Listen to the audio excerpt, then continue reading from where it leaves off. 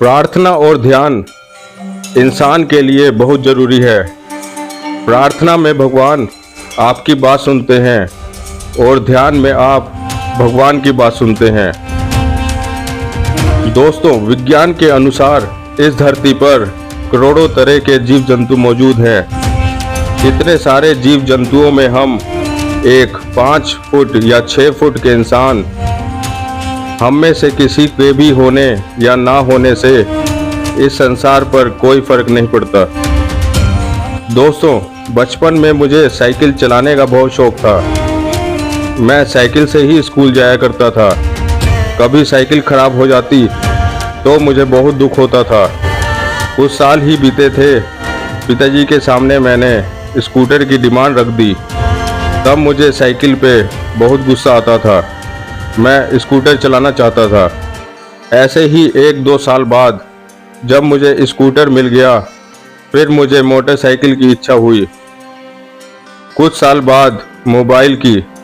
बदलते समय के अनुसार डिमांड भी बदलती रही। जिस प्रकार छोटे बच्चे का मन कुछ देर में ही एक खिलौने से भर जाता है और दूसरे खिलौने की ओर आकर्षित होने लगता है, वैसे ही शुरुआत में पैसे से भी सुख और संतोष का भी अनुभव होता है। बट धीरे धीरे पैसे से भी आपका दिमाग आकर्षित होना बंद कर देता है। पैसे से भी आपको कभी सुख नहीं मिल सकता। सुखी रहने का सिर्फ एक ही तरीका है, अंतर मन को इतना मजबूत करें कि सुख और दुख का प्रभाव ही न पड़े हम पर। माया भगवान की वह शक्ति है जो भगवान संसार की रचना के साथ ही रचते हैं। यह वह शक्ति है जिससे व्यक्ति अपने वास्तविक तत्व को भूल जाता है। वह अपनी असली पहचान को भूलकर सुख और खुशी ढूंढने की कोशिश करता है। वेदों के अनुसार हमारे हृदय में आत्मा और परमात्मा दोनों रहते हैं। फर्क यह है कि भगवान माया शक्ति के अधीन नहीं है, जबकि हम सब हैं। आत्मा ना तो जन्म लेती है और ना मृत्यु को प्राप्त होती है। शरीर के खत्म हो जाने पर भी यह खत्म नहीं होती। एक्चुअली में हमारी सभी इंद्रियां बाहर की ओर से आनंद लेती हैं।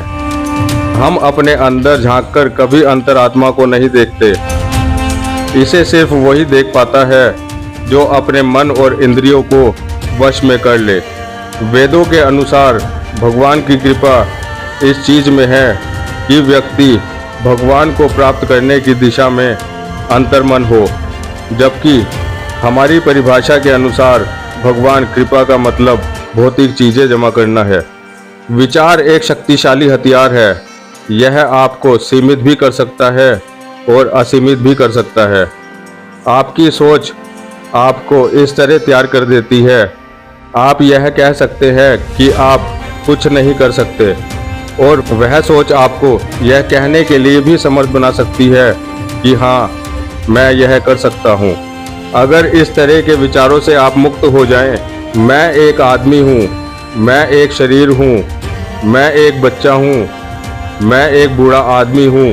ध्यान एक तरीका है कि किस तरह से अपनी सीमित करने वाली सोच को परे किया जाए। कम से कम कुछ समय के लिए और धीरे धीरे आनंद पूर्वक ऊर्जा से भरपूर अवस्था में अधिक से अधिक समय बिताएं। यह साधना है जो बताती है किस तरह अस्तित्व के सार तक भीतर पहुंचा जाए। वो सार जो सभी जीवों में एक समान होता है, चाहे हमने इसका अनुभव किया हो या नहीं। वह सार या मूल जिस तक ध्यान के माध्यम से ही पहुंचा जा सकता है। ध्यान का उद्देश्य व्यक्तिगत परिवर्तन है। ध्यान जीवन का शांति मार्ग है। ध्यान का अभ्यास आपको आपकी मानसिक क्षमता के बारे में अधिक बता सकता है। जहां ध्यान है, वहां ना तो चिंता है, ना ही संदेह।